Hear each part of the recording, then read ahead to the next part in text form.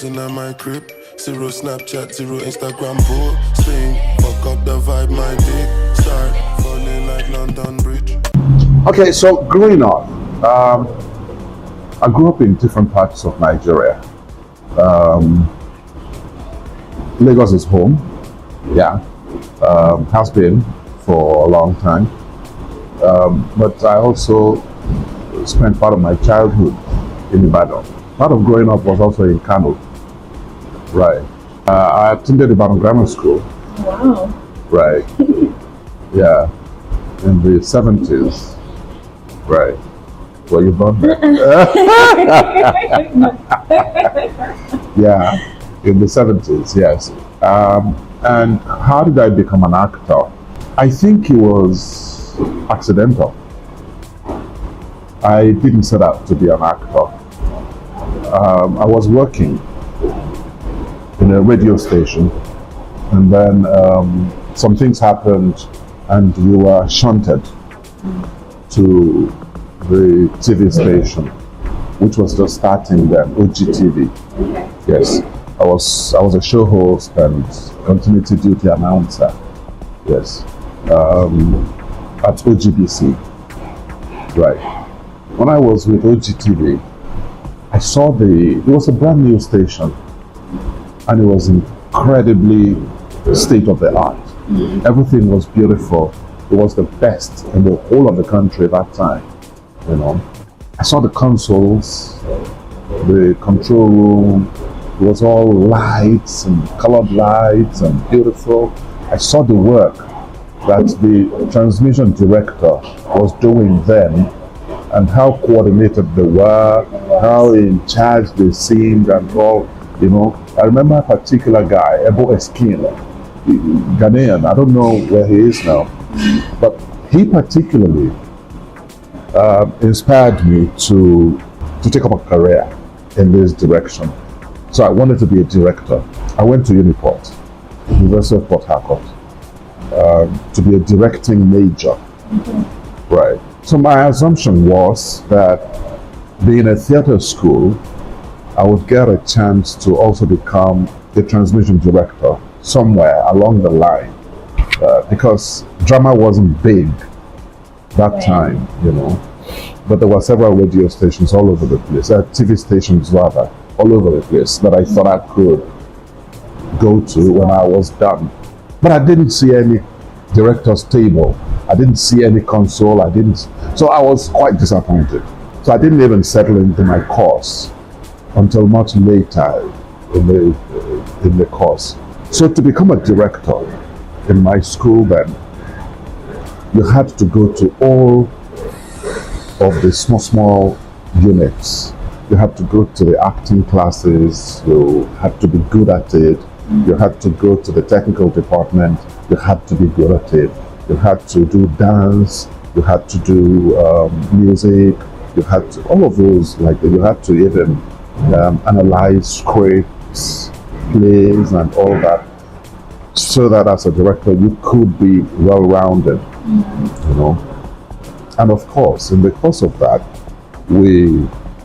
everybody, even technical people, were required to participate in the plays that we were presenting back then. So when we were done, I did all of that, yes. When we were done and I returned to Lagos, the theater culture was just slumping. It was slumping that time. So jobs were not as forthcoming as we all expected. And the only thing we could do, therefore, that we were trained for, was acting. While we waited for the directing job to come, you know. So somehow I just strayed into acting. We were going to NTA. They were the only and biggest employer of actors that time, because they had all kinds of drama projects going on all over the place, you know. So we became a part of the NTA family, right? And somehow I just never went back to directing until much later. you know. So that's how the accident of acting happened. Interesting. I mean, that's really but that's interesting. Yeah. What would you say has been maybe some of the challenges that you faced when you got into acting and also directing as well? Yeah, there were not any special challenges as such. You know, there were the usual challenges of people starting out in acting afresh, because there were so very many very competent people that were ahead of us. You know, and the only advantage that we had was age, because we could do some things that they could not be cast for. Yeah, you know. Apart from that, it was extremely competitive, very, very competitive, maybe even more competitive then than now, you know, yes. Because we were so many, and everybody, I can't remember anyone that you would say, oh no, this one was not good enough. Everybody was good, you know. So it was very competitive, yeah. And then, even as far back as then, the money was not ever enough, especially because the jobs were not as regular as you could plan a life around, you know. So to sustain my interest in acting, I had to take a paid job. I had to take a paid job. Beyond that, I didn't face any special challenge that regular actors don't face. You know, I was not discriminated against. I am on the basis of gender or ethnicity or any of those things. That was back then. I suppose it's quite different now, you know, yes, but back then it was not. There was no discrimination. It was entirely about, were you good enough? If you were good enough, you were likely to get it. Yeah. It's interesting. So before we talk about your role in the Black Book, because I really want to listen to how all of that came into play. Yeah. I'm going to ask you about the advent of skit makers now. Yes. Who are, in a way, automatically becoming actors and actresses just because they put out their content on social media and then it goes on, you know, it goes viral. And before you know it, they're already in movies. Now, I would say A-list movies, like Netflix qualified movies. Do you think that, in a way, has a little bit made the movie industry and Nollywood as a whole corrupted in a way? Because so many people would argue that these people are not really professionals, and then they are, you know, acting. You see, that's an interesting one.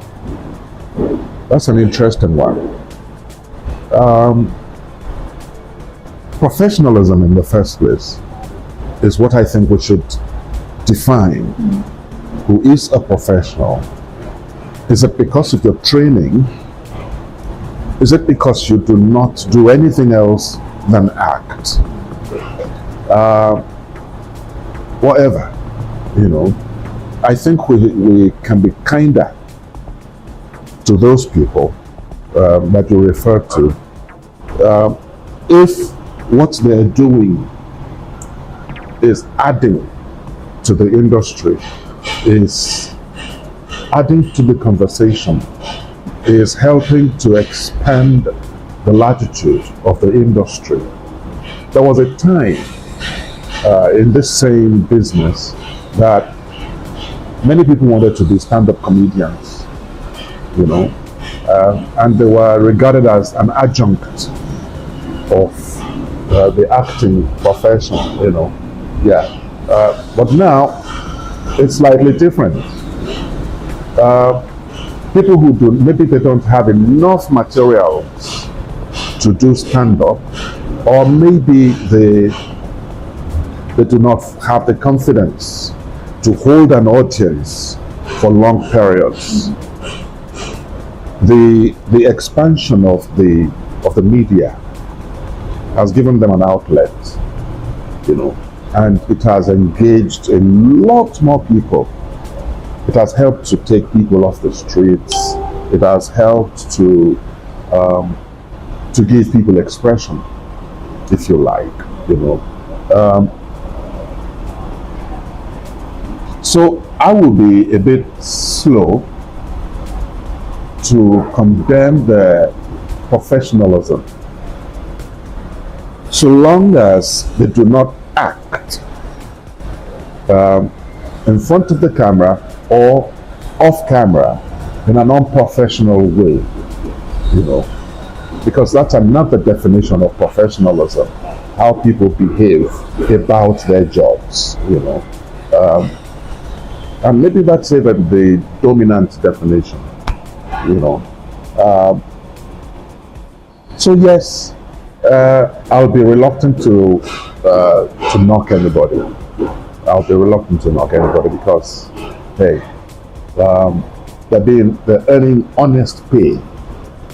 They are expanding. They're helping to expand the industry. They're opening the door to a new genre of drama, of acting, you know, and many of them are mastering it. At the beginning, some of them stutter, some of them stumble, but with time they master it. What's the name of that girl? Emanuela. Look at Emanuela. Look at what she has become. A lot of other people like that, you know. I think we should be proud of them. And if they're not doing enough, I think those of us who feel that we are in a position to knock them should offer a helping hand instead. Is their script good enough? If it's not, we can pick up a phone and call them. Look, I have a couple of scripts that I think you can use. It will fit your character. You don't have to pay. When you do it and it's good, you can come back and we will discuss how you will pay if you want more, you know, but something to help the process. If it is their acting, maybe their timing, because comedy is also about timing. Comedy is about timing. If it is their timing that is a bit faulty, people who have gone ahead of them, who understand the genre, the Alibabas of this world, the AYs of this world, the Bovis of this world, the Wari Pekin of this world, and so many others, you know. The Basket Mouth and whoever else have you. Yeah. They can mentor them, you know. And not necessarily see them as competition, right? Yeah. So yes, I think they have very massively expanded the width of the business. There was a time that YouTube was just there for entirely for the sole purpose of searching. Oh, you want this new, you want to investigate an idea or something, you go to YouTube, you see video, latest innovation and so on. But now there are TV stations that are resident on YouTube, you know, and they're earning money from it, you know. So I'll say kudos to them. I have no knocks for them at all. There are people who thrive on their content. So, absolutely. Yeah. All right. So talk to us about your role in the Black Book. How did that come into play, and why that role in particular? Okay, shocker. I have not seen all of the Black Book. Yeah, for a reason. Really? I saw every other part, apart from my own. Why? Because I do not like to watch myself. Don't laugh at me. That's the thing. That's the thing. Yeah? I do not like to watch myself because I know Even when I do voiceovers, I do not like to hear myself. Yeah. Once you tell me it's okay, that's a take, I'm off. I don't want to be there when you're mixing and all that, you know. If you call me back, come and drop this. Oh, this is, we need to tweak this. I come back, I drop it. You say it's okay, I'm gone. You know. But sit down and wait while you mix. Sit down and wait while you play back. I cannot think of a more severe punishment for me. You know, right? I don't. I'll be too critical of myself. I'll continue to think, why did I not do it in that other way? Why did I not say it like that? Why did I not look like that? You know, that hand, did you really need to, you know, I'll be too critical. So I don't watch it. Yeah. That's a surprise.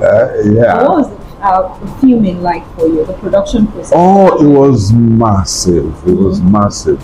And I'm not too surprised that it is getting the kind of feedback that it's getting now. The director was, and the entire crew, they were meticulous. They understood the story. They knew, they were definite about how they wanted to tell the story, you know. Yeah, and it was, of course, a pleasure as always, playing with Richard. Yes, who is my good friend and Naburu, you know. Yes, yeah, you know, yeah. So filming the Black Book, as with many other projects that I've done, was a massive pleasure. It was a massive pleasure. We had, I remember very clearly that we had very, very good behind the camera crew. You know, the producer, the production managers, the artist coordinator, all of those people made it easy. The costumier, you know, yeah, I remember that. We had an issue at a point in the filming with my wardrobe.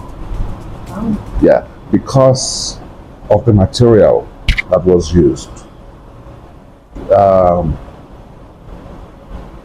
Polyester. It was a combination of polyester and rayon of some sort. So, and it was not an air-conditioned space that we were filming in. So I was always breaking out in sweat, you know. That would not help. You know, I was always breaking out in sweat, you know, it was extremely uncomfortable. But we already established it, so we couldn't change it, you know. But we found a way to manage, and it didn't show. I don't think it showed. Yes, you know, yeah. You know, I trained at a point in my life as a textile technologist. Yes, so I understand materials, you know, clothing. Yeah, I understand them. Even just looking at it, I could tell what you're wearing. Oh. Yes, I could tell. Yeah, I could tell. You know, so the moment I saw it, I said, no, this is going to be a little challenge. But it was already too late to go changing the material. It was a complex design, you know, that would take time to put together again and so on. So but there were good managers behind the scenes, and they made it easier for me. Yes. I mean, it's interesting. I really want to be on the set when they have the yes. Yes. Maybe you'll probably be shocked at how much work goes into those things. Yeah. The thing that we see now, watch this movie. This one. Oh no. You should visit a movie set one day, and I know that you'll be full of nothing but praise for everybody. It is hard, grinding work. Really hard work. Wow. Yes. I've had friends who had held your kind of view, who had followed me on film set before, and they couldn't sit even the day. They couldn't sit it. Is this what you guys do? Is this what you guys do? Wow. And we're just watching 1 hour, 1.5 hours, and we say, see this one. I say, yeah, that's it. That's it. And that was the end of complaints from that guy. Said no, he will not ever in his life knock any Nollywood project anymore, unless it's really, really so bad that you don't have any choice than to say no. How can they do this? So which of your projects, maybe the one you directed or the one you produced or the one that you're an actor in it, which one was your favorite? Do you have a child? No, I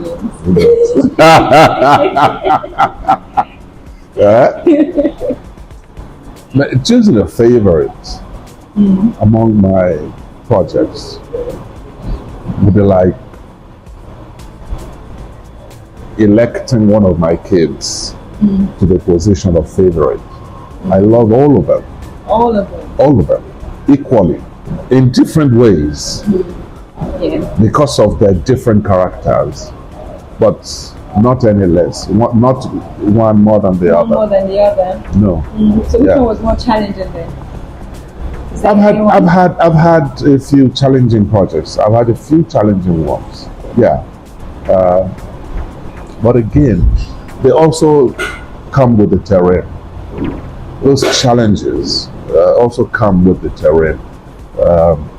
Yeah, like this wardrobe that I was talking about in Black Book, you know, because of the heat, that was challenging.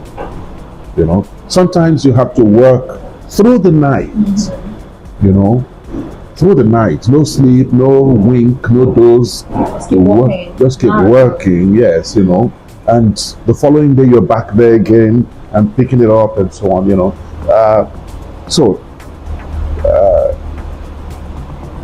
It's work. It's work, yes. If you enjoy it,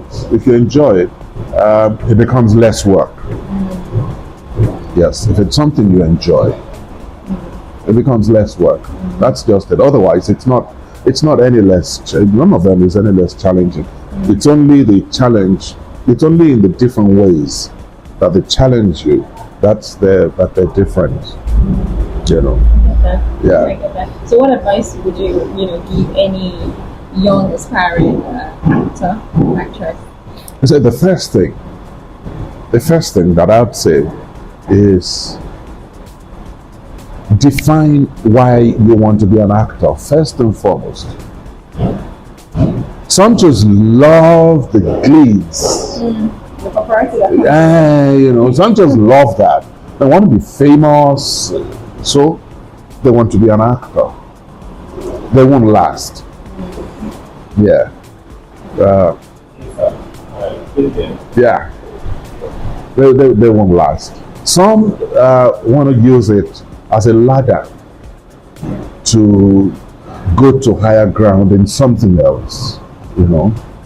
And once they get whatever it is that they're looking for, they fade out. Yes. So you need to define it. Why do you want to be an actor, first and foremost? Number two is this generation is entirely different from ours.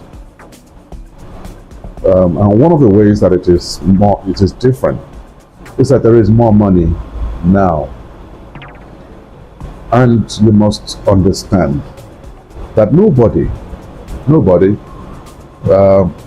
is just going to throw money at you if you do not ask for it. So put a value to your craft.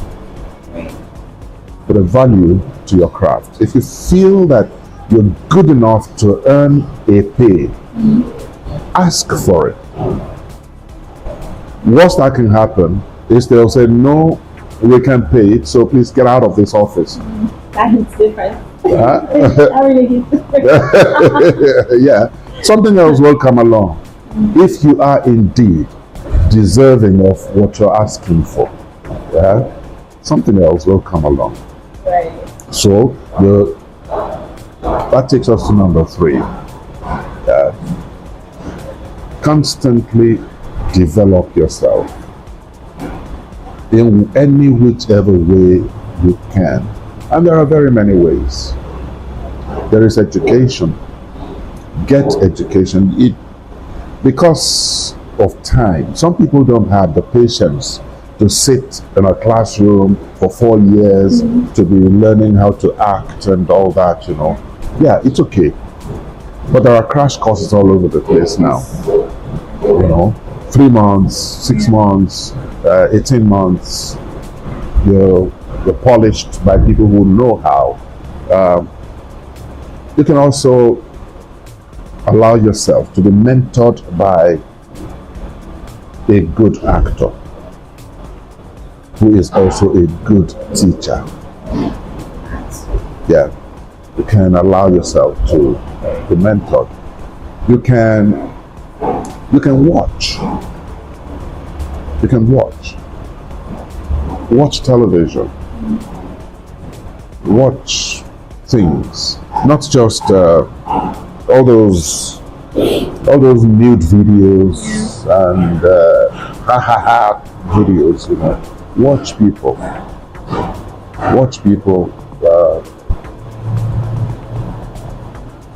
How they do things. Watch Nigerian movies. Watch American movies. Watch British movies. Watch South African movies. Watch. You don't even have to understand the language. Yes. Yeah.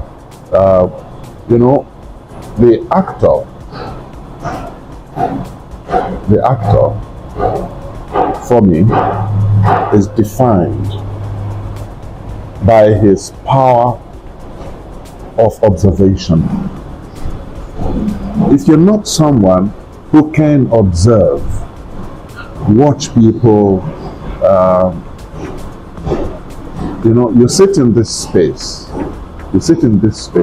and I say, Kate, that place, maybe we're out there, and I said, that space on the table where you dropped your phone and power bank, did you notice anything? The good actor would remember that there was a menu that they dropped on that table. There was a flower vase on that table. Small things. The good actor will remember that it was a woman that dropped the menu, and the woman looked like this, like that. Especially her face and attitude. Because it's like, the human brain is like a computer. Right. You enter things into it. You enter things and you walk away. If you are on auto save, if you don't use that and that thing you entered into your computer for 5 years, if you enter a search, it will pull it. It will pull it.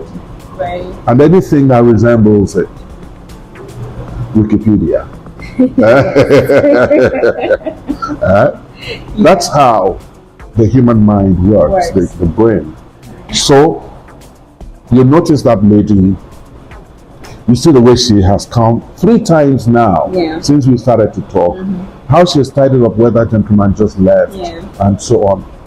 The day they ask you to come and be a waiter,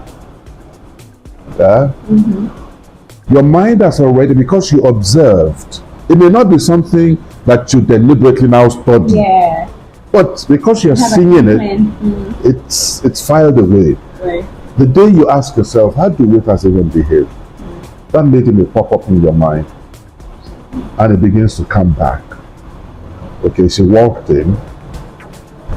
There was no familiarity, just professional walk, She does her business.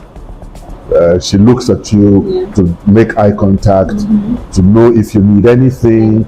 Yes. If you're not reacting to her, she walks away so she does not disturb you. You know, that's a professional waiter.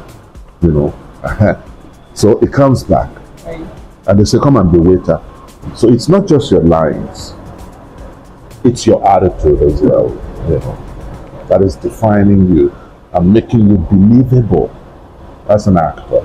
So you need to be observant. You need to be observant. You need to read regularly, because there is a lot to discover in books.